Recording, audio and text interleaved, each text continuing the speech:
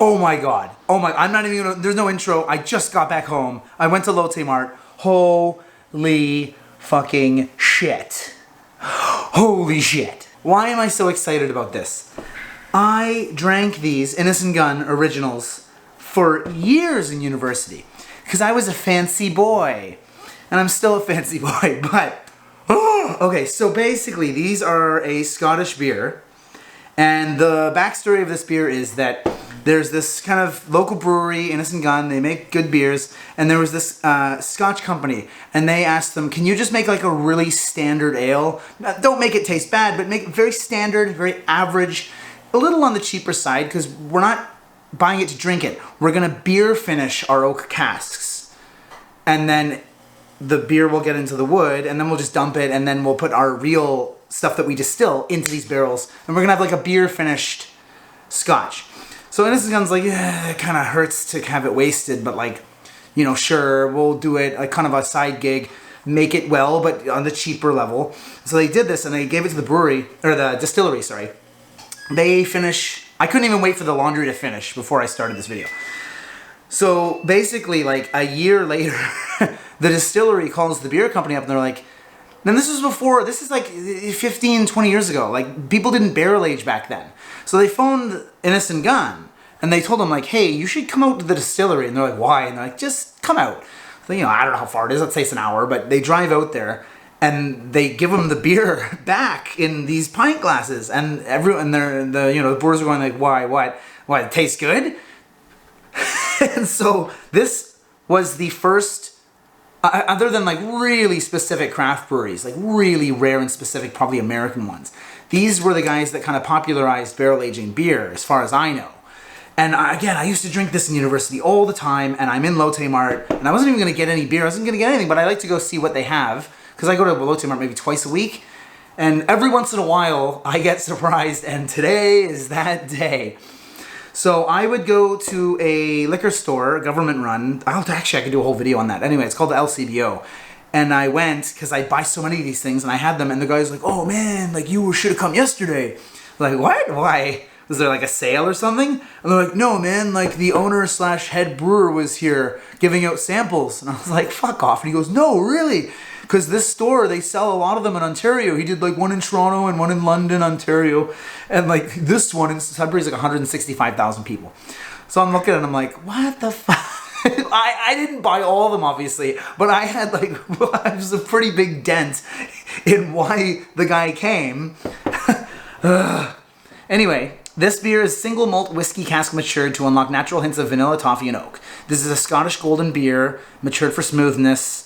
It's, you know, master brewer. He didn't sign the bottle individually, obviously, but...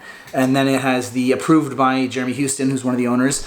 And the original is a beer to be savored. It's a single malt whiskey cask matured for smoothness and depth of flavor. Aroma is vanilla, malt, toffee, some orange marmalade, a touch of oak, with perfect understated bitterness. It is great on its own and pairs well with full-flavored foods like seared steak, rich stews, and cheese. Mozzarella. Best served ice cold in an Innocent Gun glass. Let's open this fucking thing. It's 6.6% alcohol. Let's drink. Alright, got my bottle opener. That's the right sound. So, let's do this.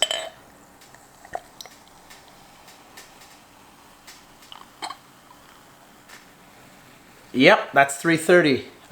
It's not an Innocent Gun glass. You've probably seen, if you watch all my videos, you've probably seen this glass like a dozen times. Anyway. I haven't had one of these. They imported them into Korea like 8 years ago, 7 years ago, for like 4 months, and then they didn't import them anymore. I'm so fucking happy that they have this. Jesus Christ. I got 2 more in the fridge, and they're not even the same kind. I'll show you in a minute. Whew. Oh. I keep saying in my videos I don't like sweet beer. This has like a very faint honey, malty, like richness to it. And it's a little on, the body's a bit thicker. Oh. I mentioned before that honey's not my favorite thing in the world, but it's just that, it's like the essence of honey. Like a hint of honey. It's just subtle enough to be there. Oh my God. strike against the clear bottle. But provided they come in 2-4 boxes and are shielded from the light, that's not a big deal. Sorry for all my American viewers, a 2-4 is a case of beer. We don't call them that in Canada. A 2-4, because there's 24 bottles. Anyway, I don't even want to describe this, because I'm just enjoying nostalgia. I think that's probably the time I've smiled that big on this channel. I've said a lot of beers are really delicious, but I don't think I've been smiling like this. In the Lotte Mart, there's a family behind me, and I basically looked up in the fridge and went, holy shit! Like as loud as I could, and then grabbed them and ran back home. Again, you heard the laundry machine earlier. I didn't even wait for that to stop. Fuck it. I want to get the smile on tape. And I thought, you know, it's not the healthiest thing, but I got a caprese salad.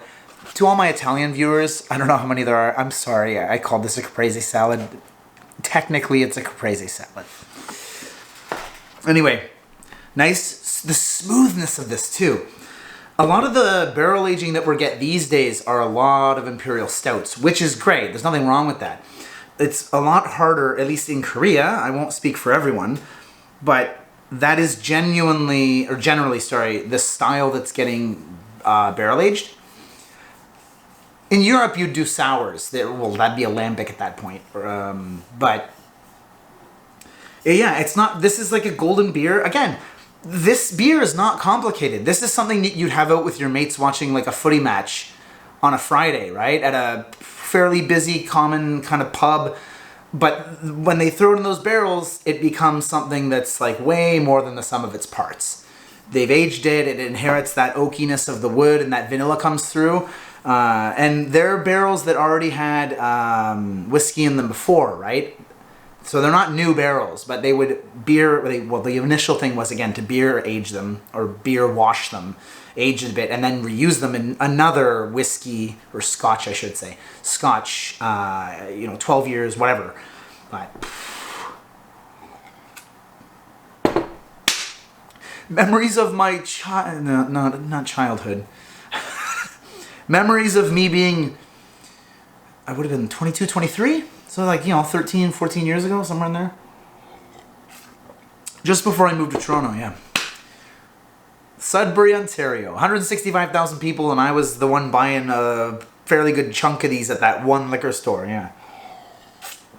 I'll do another video later about Ontario liquor stores. There's a whole other video that's maddening as an Ontarian, but also fascinating in a certain sense. Anyway.